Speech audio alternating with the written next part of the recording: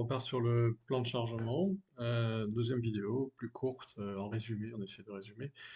Et en même temps, j'aimerais présenter une situation dans laquelle en fait on peut intervertir les largeurs, les hauteurs, etc. Puisque dans la première vidéo, on a dit que la hauteur était bloquée et largeur et longueur faisaient la même dimension, donc finalement il n'y avait qu'une seule possibilité.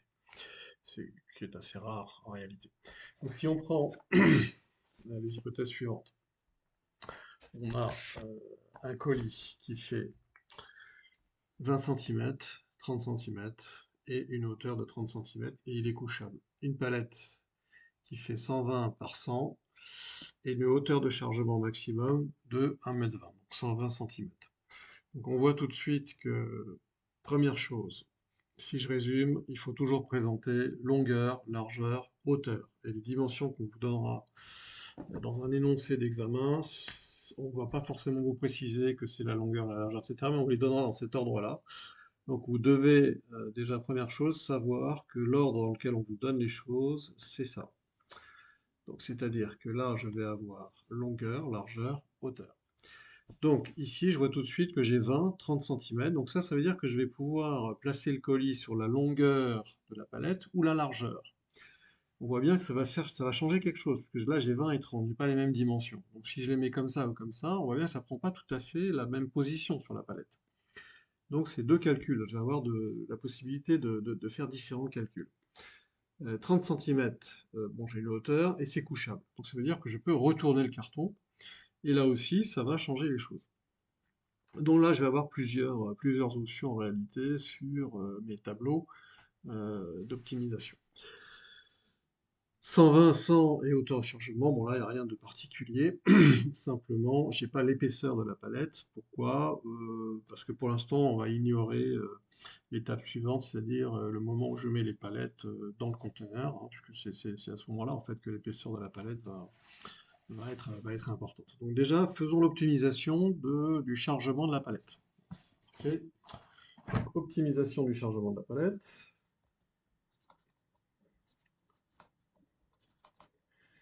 Chargement palette. Je prends un petit peu de temps pour marquer ça quand même. Hein, donc c'est ça qu'on va faire au départ. Donc ça se présente toujours pareil. On filme notre tableau. Hop. Alors je vais essayer de. Je commence toujours en fait par la palette, le contenant, la palette. Ici c'est la palette. Ensuite je dispose les colis et je mets longueur, largeur et hauteur. D'accord? Donc sous la forme d'un tableau, vous voyez. Je vais pas tracer les lignes, mais enfin, c'est pas grave. Palette, colis, longueur, largeur, hauteur. Et je reporte les dimensions pour faire les calculs. Donc, pour ma palette, j'ai 120, 100, et la hauteur de chargement, elle est de 120. Ça, c'est le maximum. Mon colis. Alors, si mon colis, je le place comme ça, sur la longueur, la largeur et la hauteur, bon, je vais placer, le premier scénario, c'est 20, 30 et 30. Je reporte simplement 20, 30 et 30.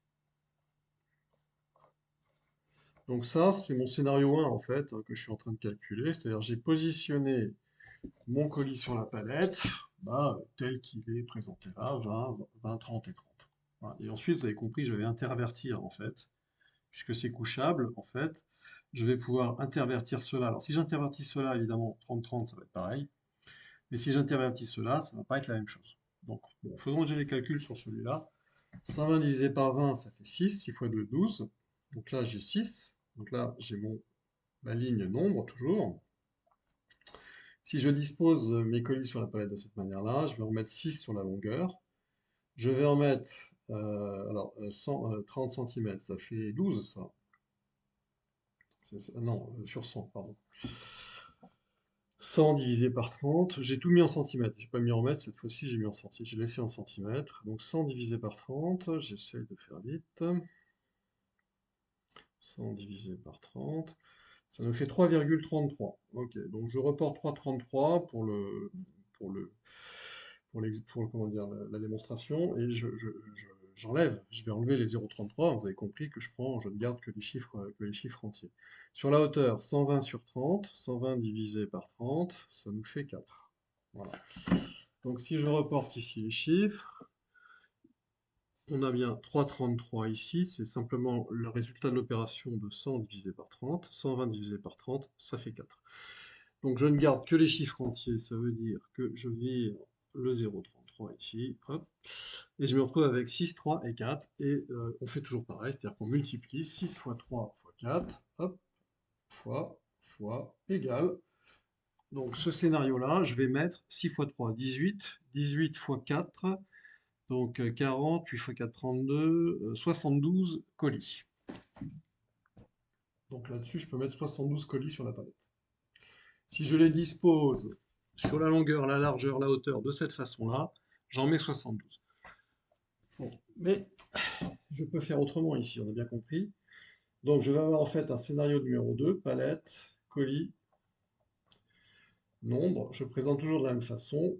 Et toujours L, L et H, je ne change pas ça. Palette, elle ne bouge pas. Hein. C'est pas ma palette que je fais bouger, ce sont mes colis. Donc, et ça n'a pas changé. Hein. Ça, c'est le scénario numéro 1. Je mets ici scénario numéro 1, C1. Et ici, C numéro 2. D'accord? C numéro 1, C numéro 2. Ça n'a pas changé, c'est exactement la même chose. 120, 100, 120, 120, 100, 120. Ce que je fais bouger, en fait, c'est ça.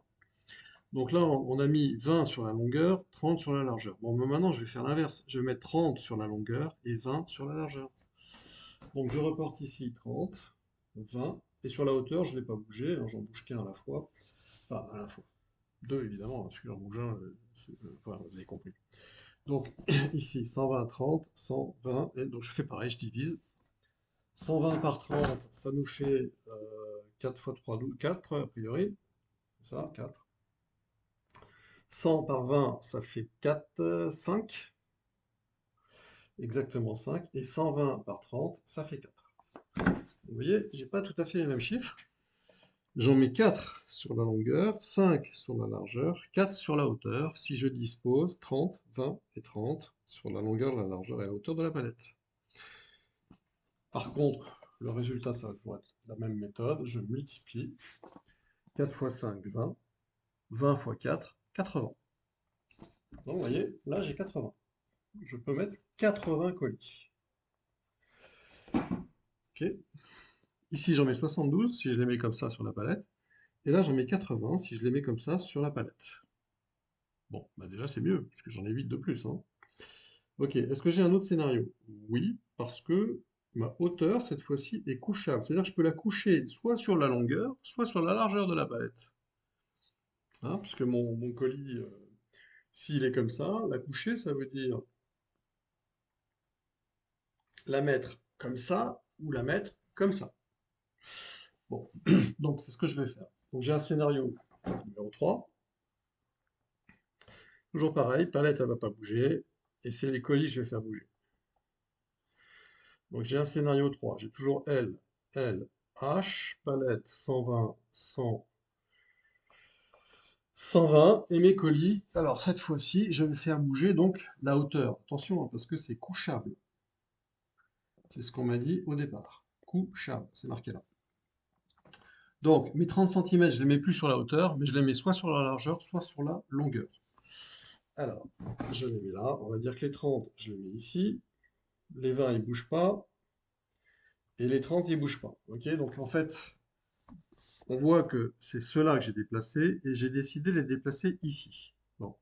Si je déplace ceux-là ici, bon, bah ceux-là, ils vont venir ici. Or, vous voyez que comme c'est la même taille, 30 et 30, bah, ça ne change rien en fait. C'est un scénario ici que j'ai déjà calculé. Donc ça ne sert à rien que je le fasse. Par contre, si au lieu de le déplacer sur la largeur, je le déplace sur la longueur. Si je déplace la hauteur sur la longueur, c'est-à-dire celui-là, je vais le mettre en fait ici, et donc celui-là va prendre la place de l'autre, ici. Bon, bah cette fois-ci, ça change, parce que je vais avoir non plus 20 ici, mais 30. Alors le 30 du petit L, il reste, il ne bouge pas, et le 20 ici, il vient là. Donc vous voyez, j'ai 30, 30 et 20. Ce scénario-là, est-ce que je l'ai calculé déjà? Non. 30, 20, et, vous voyez, donc ce scénario-là, je ne l'ai pas fait. Donc il faut que je le fasse. Pourquoi je l'ai, ce scénario-là possible? Parce que mes colis sont couchables. Donc je le calcule. Bah, toujours de la même façon, je fais un nombre. Hop, je divise. 120 par 30, ça me fait toujours 4. 100 par 30, ça me fait 3,30. Donc le 0,3 va virer. Et 120 par 20, ça me fait 6 a priori. Voilà.